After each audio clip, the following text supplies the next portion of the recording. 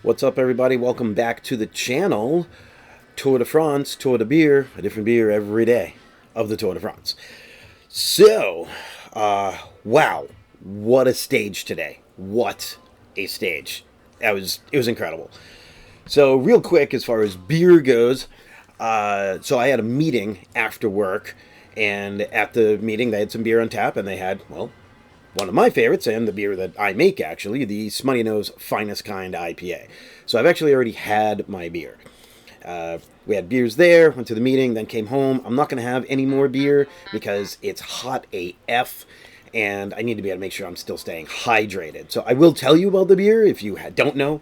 Finestkind IPA. I do have a bottle of it here. This is the logo. It is a 6.7, 6.9%. Yeah, I should know. 6.9% ABV, traditional style IPA. It's an American IPA. It's clear. It's not a hazy IPA, even though it's made here in New England. It has your classic IPA flavors, aromas, bitterness. It has your piney. It has some, it's your traditional, it has cascades. It has all the things you want from a beer that's been around for 30 years, or from a company that's been around for 30 years. So Finestkind IPA, had a couple of pints earlier. That's it. It's water for the rest of the night. So at least you see the beer and now you know about it.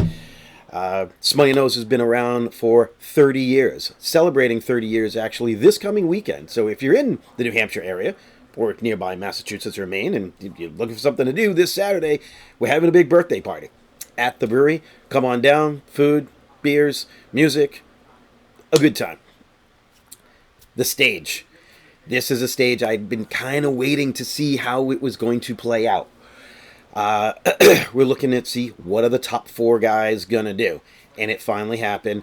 Well, not finally, I should say, because it's been kind of a counter-punch between the top two guys with Jonas and Tadej Pogacar.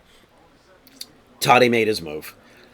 Throws the long ball, so to speak, and puts it in attack that looks like he's not getting caught. To Jonas's credit, went for it, clawed him back in, and you could kind of see it on Tadej's face, like this dude's coming back. Like, whoa. Some people saying he shouldn't have went so early. He didn't really need to be able to do that. They were looking for bonus seconds on the top of the final climb, and of course at the finish line you get bonus seconds as well. And some people were saying, commentators, that he didn't really need to do that. He doesn't need to make his team work that hard. But on the other side of it, it's like, well, you know what? Some of the later stages might be geared more towards Jonas. And so try to put some more time in on him if you can.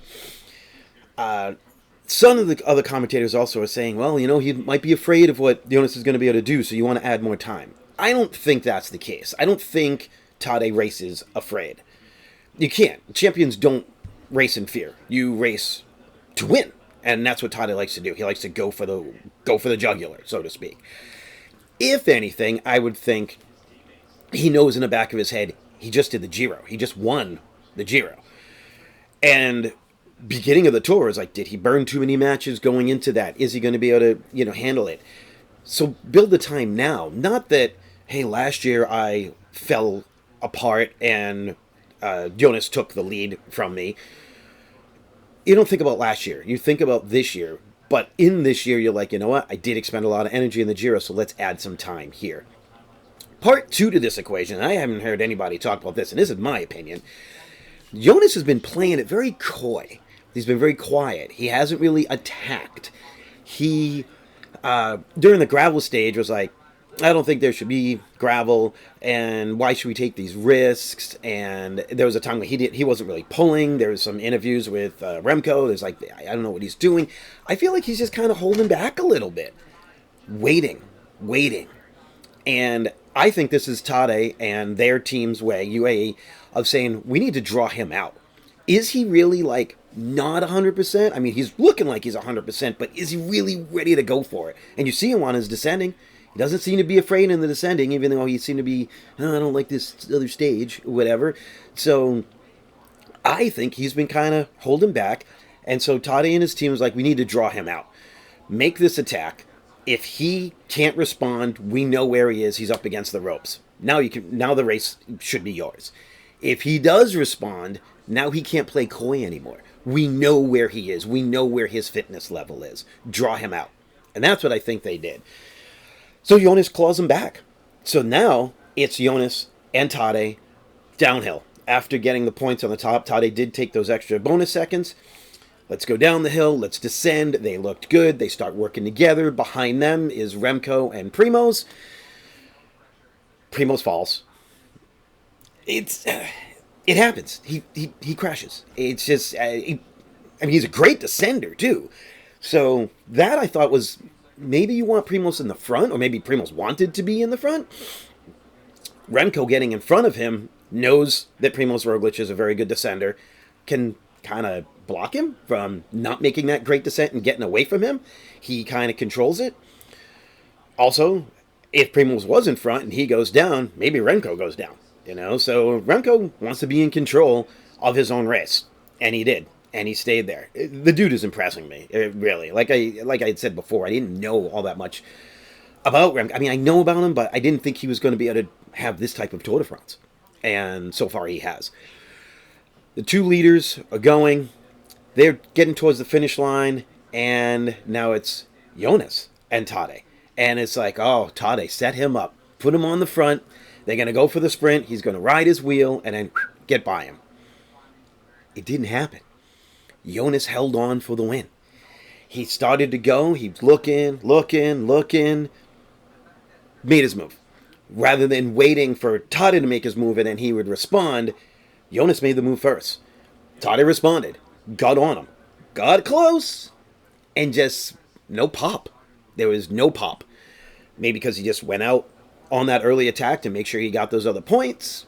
Some people say maybe he didn't have the nutrition. I'm not really sure. It could just be that Jonas Vingegaard is 100% back and 100% determined, and there was no way he was not going to not win that stage. After the nasty crash that he had earlier this season, not only is he riding well, but damn, that's impressive. So congrats to Jonas Vingegaard on a great stage win. Tadej still has yellow. Remco comes in at third. Primoz did fall. It was a small fall. It's like a little back wheel slide out. Back on the bike gets in. He finishes fourth and still fourth in the Tour, but loses some more time.